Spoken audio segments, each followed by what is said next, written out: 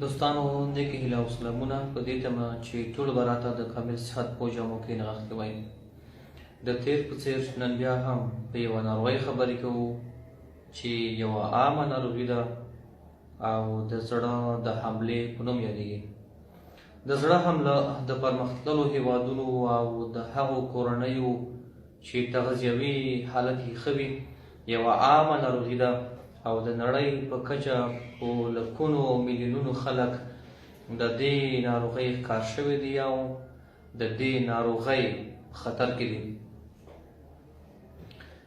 د انسان د بدن د سینې په مرکزي برخه کې د زړه په نوم د پمپ یو ماشین شتون لري چې هره ثانیه او هره لحظه اکسیجن لرونکي او پاکه وینه د بدن ټولو برخو ته رسوي او ناپاکه وینه د بدن د مختلفو برخو څخه راټولوي او سږو ته یې د تصفیې او پاکۍ په خاطر لیږدوي تر څو د بدن د استفادې وړ وګرځي. د بدن د نورو حجراتو په څېر زړه حجرات هم سالم پاتې کېدو ته ضرورت لري، په دې منظور چې د زړه حجرات خپله دنده په سالم ډول او په مکمل توګه اجرا کړي. نو هره لحظه اکسیجن او پاکې وینې ته ضرورت لري. هغه رګونه چې په خپله د زړه حجرات مړوي او زړه ته وینه لیږدوي د اکلیلي شرايینو یا د کورونري آرټریز په نوم سره یادېږي. د هر علت له کبله چې دغه اکلیلي شرايین کوم چې زړه ته پاکه وینه رسوي او زړه مړوي بندیږي، مسدود کیږي، نو یو شمېر اعراض علایم او نښې په ناروغ کې د زړه حجراتو د مړینې له کبله په ناروغ کې رامنځته کیږي. دا چې زړه ته په کافي اندازه وینه ونه رسیږي نو د زړه حجرات مري او دې ته د زړه حمله ویل کیږي.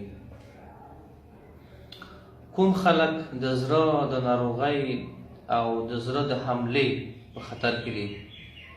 هغه خلک چې د دوی د وینې غوړ زیات وي او همدارنګه د بدن وزن او چاغوالی زیات وي. دوهم هغه کسان چې دوی تل د رواني فشارونو ښکار وي. دریم هغه خلک چې دوی د وینې لوړ فشار او د شکر ناروغي ولري. څلورم هغه کسان چې دوی هیڅ ډول فزیکي او بدني تمرین او سپورټ نه کوي. هغه کسان چې دوی د تازه میوو او سبزیو څخه په لږ اندازه استفاده کوي. ټول هغه کسان چې دوی خپل سر په زیاته اندازه د درد ضد درملو څخه استفاده کوي.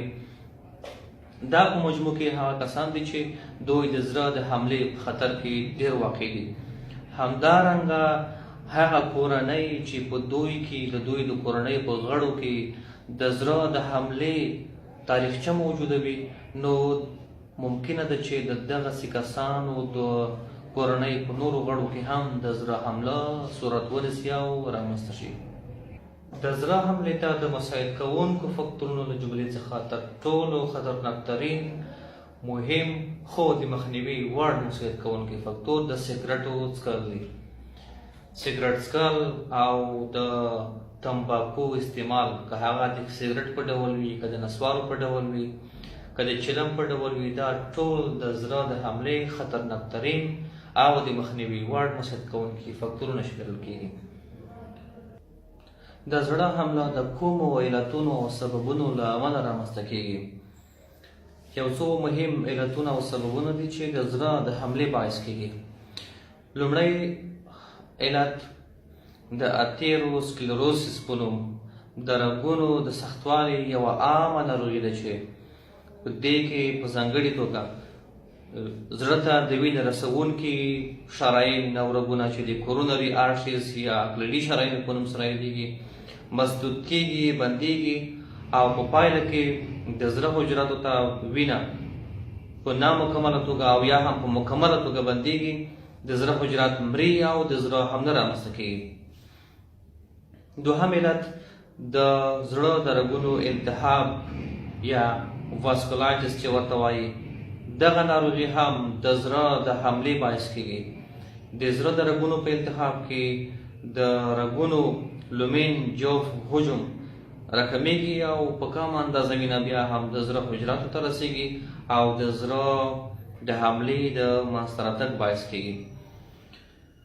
دریم علت په ناڅاپي توګه په ځینې حالاتو کې یو څوک احساساتي کیږي، یو څوک ډېر غوسه کیږي او خپل عصبي کنټرول د لاسه ورکوي، نو احساساتي کیدل، زیاته غوسه او زیات د خپل عصبي کنټرول څخه وتل، عصباني کیدل، دا د زړه د رګونو د ناڅاپي بندښت باعث کیږي او دا هم په داسې اشخاصو کې چې دوی د یو چا سره جګړه کوي، دوه ګاونډیان سره جګړه کوي، په کور کې جنګ او جګړه رامنځته کیږي، یو څوک ډېر احساساتي کیږي، نو دا هم د زړه د حملې باعث کیږي او کله کله په ناڅاپي توګه د یو چا د مړینې باعث هم کیدلی شي. بل علت په ولادي ډول هغه رګونه مشکل لري کوم چې زړه ته پاکه وینه رسوي. د دې رګونو په حجم کې مشکلات او د دې رګونو په وظایفو کې مشکلات، دا هم په خلکو کې د زړه د حملې باعث کیدلی شي. بل مهم علت د زړه بېنظمۍ دی. د زړه د حرکاتو بېنظمۍ د وینې ټینګښت ته زمینه برابروي او د وینې د علاقه کېدو او ټینګښت له کبله د زړه په رګونو کې د وینې ټوټې بندېږي او دا هم د زړه د حملې یو عمده علت دی. او په هغه خلکو کې چې دوی د زړه د پمپ ستونزه لري او زړه یې ستړی کېږي او همدارنګه د زړه حرکات ټکانې بېنظمه او غیر منظم وي، نو په دې خلکو کې هم د زړه د حملې د منځته راتګ عمده علت د زړه بېنظمۍ دی. کله چې په یو چا کې د زړه حمله خدای مکړه صورت ونیسي او رامنځته شي، نو دغسې کسان په ناڅاپي توګه د سینې په مرکزي برخه کې د منتشر او د سینې د شدید درد احساس کوي او دغه درد کله کله چپ لاس ته، غاړې ته او همدارنګه دواړو اوږو په منځ کې احساس کیږي. دې څخه علاوه د سینې د مرکزي برخې درد د معدې یا اپیګاسټریک ساحې ته هم انتشار کوي او په دې برخو کې ناروغ د منتشر درد څخه شکایت کوي چې ډېر شدید وي او دا هم د زړه د حملې یو عمده عرض دی او عمده علامه ده چې ناروغ لخوا ډاکټر ته بیانېږي.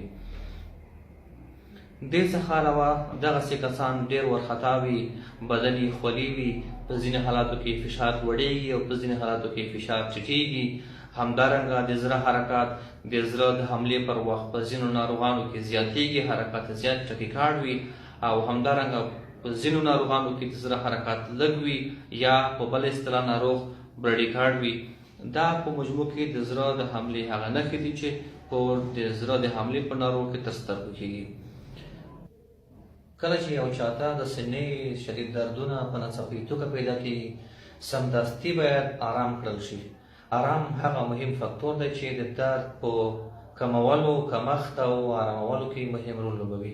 د دې ترڅنګ باید دغسې کسان سمدستي روغتون او ډاکټر ته ورسول شي تر څو ورته لازم معاینات او درملنه ترسره شي او د دوی ژوند په وخت وژغورل شي. څه ډول کولی شو د زړه د حملې څخه خپل ځانونه او نور خلک وژغورو؟